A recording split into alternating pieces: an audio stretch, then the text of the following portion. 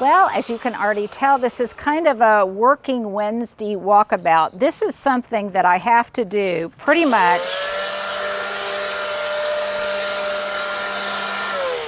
every morning since it's been so hot.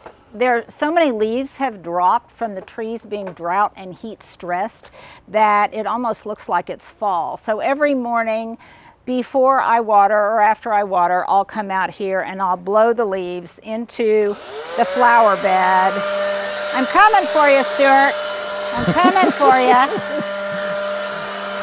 And it just makes it look a little bit tidier, a little bit more tidy, and makes me feel like it's just not so hot and destructive out right now during this intense heat. And I also wanted to show it to you again because so many of you recently have asked me. This is very much a lightweight blower. I think it's around $100. I'll put a link. I have used this for years. I have a big heavyweight one that I use from Lithely, but this is the one that I use every day because it's so lightweight that even if you don't have a lot of arm and hand strength, you can use this. It works great. It works in tight areas.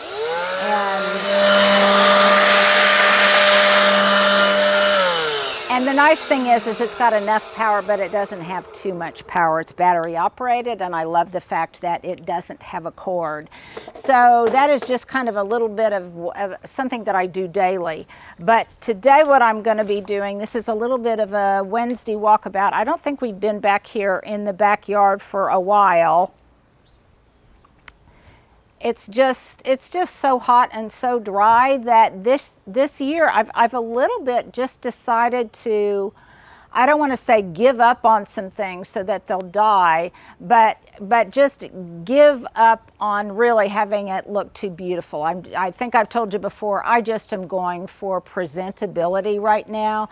And that means that things that I normally leave on the plant, like the flower heads on the oak leaf hydrangeas and some other things, I'll probably just go ahead and cut them off because they look brown instead of dried. For me, that's a distinction. Yep. And I'll probably go ahead and cut them off. But again, Stuart, if you don't mind just kind of doing a slow pan 360. My pleasure. That the architecture of things still looks good. So if somebody just surprisingly comes and drops by, or if I have a wedding shower in my garden on a day it's 104, I don't feel like things look too bad because there's so much green shape and form. I know I have said that ad nauseum, but I think it cannot be overstated enough. Now, the form isn't as great as I would like because things are getting a little bit shabby because I can't prune my boxwoods and things right now, but that's okay. I am willing for things to look a little bit shabby, knowing that when temperatures finally cool, if they ever do, then I can come in here and I can clip some things. But what I want to show you today, speaking of clipping, Stuart, don't trip on my Giraffe hose, which is something else that I've been asked so much about recently. And I've got some exciting news regarding that I want to show you that as well. So on this Wednesday walkabout, what I'm going to do is talk a little bit about pruning. I can't prune some things right now, but something I can prune because it is so tough, and I haven't done it yet this year. But that is, I can prune. Stuart, can you come here underneath the canopy? Sorry, could you say that again? Sorry, I'm having trouble hearing you. Well, that's okay because I'm not talking to you. That was my watch that all of a sudden thought I was talking to it. That's my question of the day. Do you guys ever have your devices talk back at you like Alexa or Siri? I have to be careful about what I say. And all of a sudden they just start talking to you and before you, and it kind of startles you because you think that somebody is around that you weren't aware of. I do have to tell you this fun little story though. Back when I was still consulting, I was at someone's home and we were in their backyard doing a consultation, and all of a sudden, out of my back pocket, I started hearing my son Johnny. Well, my son Johnny at that time lived in India. And I did not know that you could kind of Skype with someone through the Messenger app on Facebook, and somehow I had activated that, and my son Johnny in India was all of a sudden thinking I had called him from Oklahoma in my back pocket. But it was great because I then discovered that that was a feature of Facebook, and that's how we have communicated ever since. But you talk about having kind of a Twilight Zone moment. What the heck moment. Yeah, when all of a sudden your son in India is talking to you out of the blue when you're in somebody's backyard. Okay, but I digress. So back to Sunshine Ligustrum. Now I thought about showing you this today because so many of you, when I did my winners of 2022, plants that were really tough, that can handle brutal conditions, I asked you to share yours, and I forgot to share that definitely Sunshine Ligustrum is one in my garden that's very tough, but a lot of you mentioned it, and then a few of you asked about pruning it. Now, by the way, I have to mention that Sunshine Ligustrum is a great topiary candidate if you choose to clip it into a very specific form, and since it is topiary month, I thought I better show you that. Now, it is growing underneath this tarp, but even if it weren't, it would be just fine. The distinction is probably it would be more golden and less limey green if it were growing in full sun. But it definitely, like everything else, doesn't mind this bit of ambient shade. Now, these just look a little bit overgrown, and they're starting to take up a little bit too much volume, and they are reducing air circulation on other plants around them. So I am just going to do some pruning on it. And I'm not going to be, this isn't going to be real tight pruning, but I'm just trying to kind of clip off some of the outliers here and reduce its volume a little bit. And these have been here for, this is another plant that transplants very, very easily. This is one of them in the Southern Living Plant Collection. And again, it is just tough as can be. So if you're looking for a shrub that can handle south exposure, brutal western exposure in the hottest part of the summer, then this is a plant for you. And it will, I'm not going to feed it or anything because I really don't want it to grow that much more or put out any new foliage. If I did that, I would do it in the spring. And these are, by the way, these are Corona Comfort Gel Handled Pruners. These are not the ones that I love so much that I use on my boxwood. These are just a little bit for more brutal pruning, less exacting pruning. And I am just very subtly making this prune wider at the bottom than at the top. And I'm just kind of going for a gumdrop shape. That's what I was about to ask. Yeah, I'm just kind of going for a gumdrop shape. Why? Just because. Just because. Just because it can. Because why not? Because why not? I'm not letting my plants or anybody else boss me. And that's, you know, you guys make, and I'm so happy you do. You make recommendations suggesting that I try this or that, and sometimes I do. And sometimes I don't for one reason or another. A lot of times it's just because I know my garden and I know, like, one thing I get frequently is, oh, a Japanese maple would look beautiful there. And I would agree with you from a design standpoint that in quite often the silhouette of a Japanese maple and its growing habit would be beautiful someplace. But I know how the environment is in that location, and so I won't take your advice because I know that it just wouldn't grow there, that it gets too hot. Gotta love Linda. Yeah. Now, nobody's the boss of me, Stuart, except you sometimes. It's mutual. Okay. And of course, later I'll stand back and I'll look at this and see if I need to prune it more. It's getting gumdroppy. Is it looking gumdroppy? I think that is a technical term. That is definitely a term. Gumdroppy. Okay, there's another question for you guys. Is gumdroppy a technical horticultural term? And if you don't use gumdroppy, give me a funny term that you do use. Because I think that's a fun thing. We all have our very own lexicon or gardening language of how we do things. It's kind of Hershey's Kiss-like. Yes, okay, there we go. Remember, Or should I say Hershey's Kissy? Hershey's Kiss, yes. Now remember, yes, Hershey Kissy That's like. hard to say.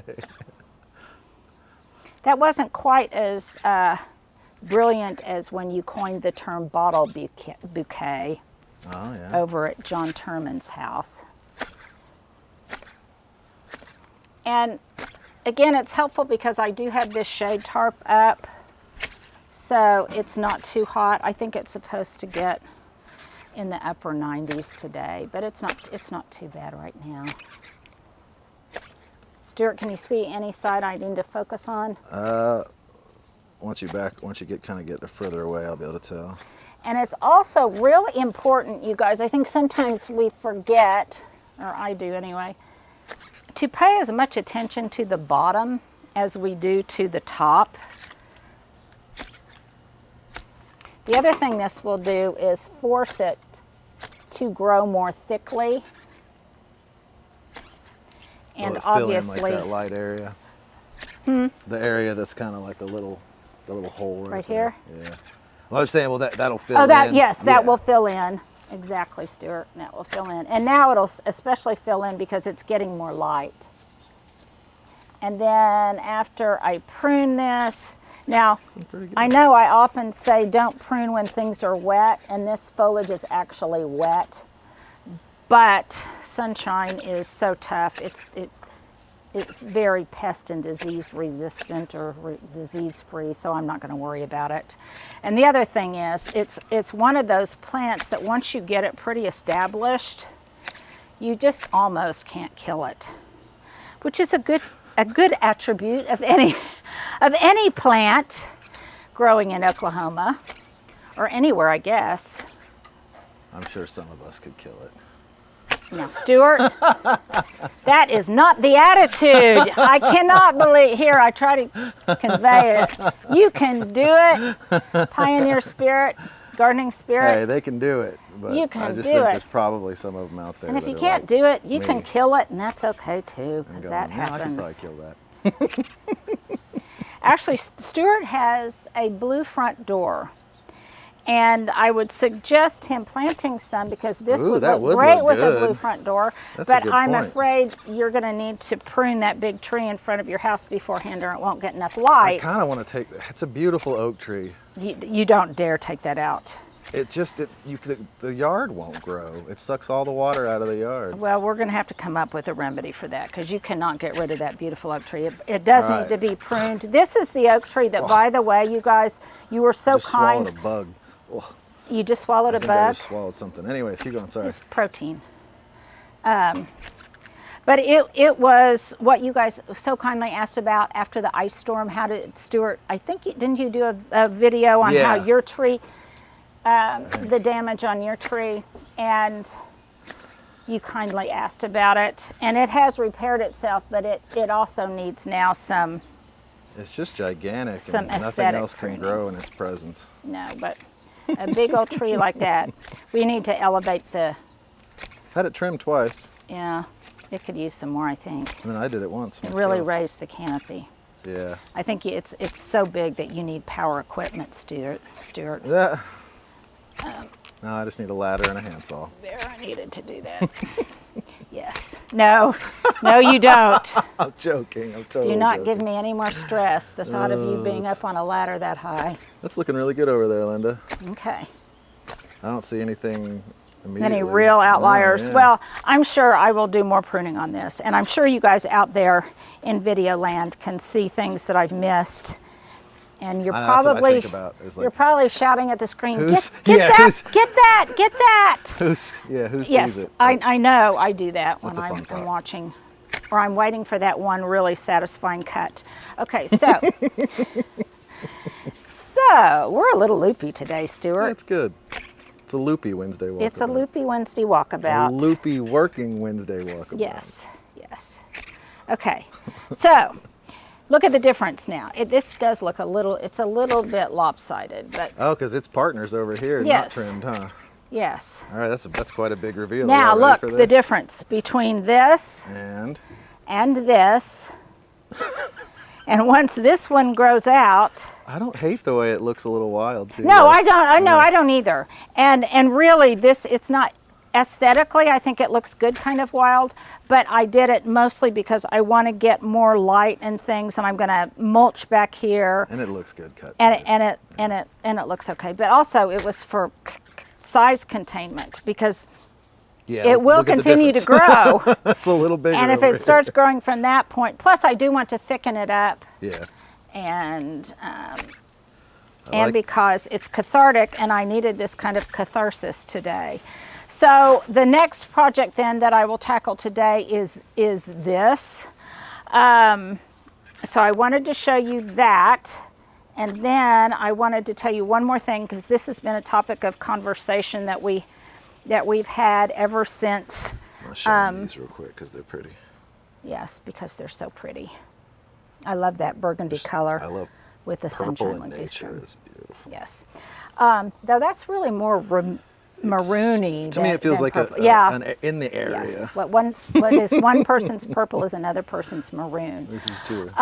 So I did want to show you that, and if you've got Sunshine Ligustrum, it is fine to go ahead and clip it now. I think even if it's in full sun, if you just give it a little bit of TLC afterwards and you really water it. Another thing I love about this is it gets very little supplemental watering other than a pretty inefficient drip line that I have that runs through this flower bed, and periodically I'll give it a sprinkle, but not even that. It's not a water hog at all, and it is, again, it's just kind of a tough plant. So I will later get back my symmetry by pruning that one. But here is the other thing that I wanted to talk about, because this was a point of discussion when my neighbors replaced the fence in the back. I'll have to get down and out. Hold on. And I won't go into all of the history and all the reasons that there's a double fence. That doesn't really make any difference, other than they've got a fence on their side and I've got a fence on my side. They're two different kinds of fences. But I did not realize until they replaced their fence and they removed all of the Virginia creeper, which actually, as much as I dislike Virginia creeper, it looked great growing across the top, because it also partially, I'm sure, caused, but also obscured all of the rattled and kind of flea-bitten tops of all of those, what are they called? Anyhow, those panels, fence panels. So anyhow, so now that looks a little bit more distressed than I like, and I also don't like the look of that secondary fence behind it, also because it's a little bit uneven. So this is what my plan will probably be, not to be executed until this winter. And that is, and Stuart and I will walk that way, I'm gonna cut it off at a certain point. I'm going to cap it with some 2x4s or some wood, and then I'm going to put lattice work on top of it. And in just this garden room only, or at least this is my plan for now, to be executed in the winter, my plan for now is in this room only, because I've got a natural point of departure right there where that post is, with a lantern hanging on it.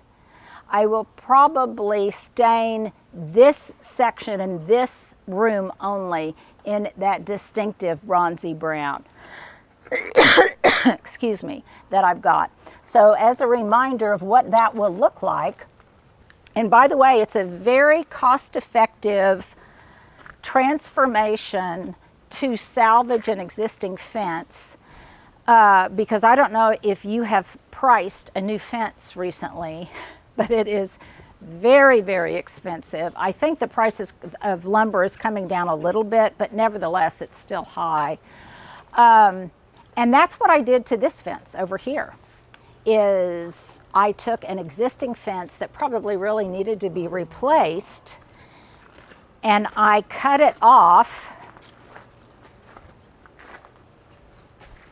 at this height, and then we just put lattice on top and finished trimming it out, and then we put boards on top and some finials. I don't think I ever knew that was your idea. Uh-huh. That's really brilliant. Yeah, that was my very own idea. So it was a tall fence, like just all the way up? It was all the way up, but it really had issues. It was old, it had issues, it had been damaged by one or another different kind of event. And so we did that. We were able to salvage, because I designed these little gates, and I wanted the gates to look a certain way. And so that way we could accommodate both. We could keep the gates. I could get height to the fence because it was the top that was tattered and in need of most replacement. And then we just finished it off with this, and this lattice is a lot less expensive Yeah, I bet so. than it is to replace a whole panel, not only in labor but also in material. So, and this speaks the same language then, which will be continued back there, and it will pretty much obscure what's behind it. And I can do that this winter when everything is no longer flushed out and in leaf and in bloom. And that is my plan for right now. Brilliant. So my subjects, I reserve the right to change my mind, but that's what I'm planning on right now. And you guys may be like this too. Just give yourself permission to have projects in progress, to have, I'm keeping an eye on several plants that I can't decide, shall they stay or shall they go, because they just don't look too great. I'm trying to decide on that. And I'm just considering that this point in time is just a transition phase, and that's okay. You guys probably are in that transition phase too. So I'm worried about keeping things presentable, not perfect. I've got plants kind of stuck everywhere, things that aren't in their normal location because I put them in the shade to get a little bit more protection. Some things are overgrown because I don't want to prune them right now. Some things are probably dead and dying, and if they don't recover with a little bit of TLC, then those might be out of here in the fall. And so that's just the way it is. That is the nature. You talk about seasonality, just like spring is just absolutely so beautiful and fall is usually very beautiful. Well, it's very much traditional and seasonal that August is just ugly. August is just brown and ugly in Oklahoma. It may or may not be that way where you are, but it is that way in Oklahoma. It is tradition, and we just have to have a sense of humor, don't we, Stuart? Oh, absolutely. And grin and bear it. And as I said earlier, we just need to really channel our inner pioneer spirit, because at least we have air conditioning and they didn't.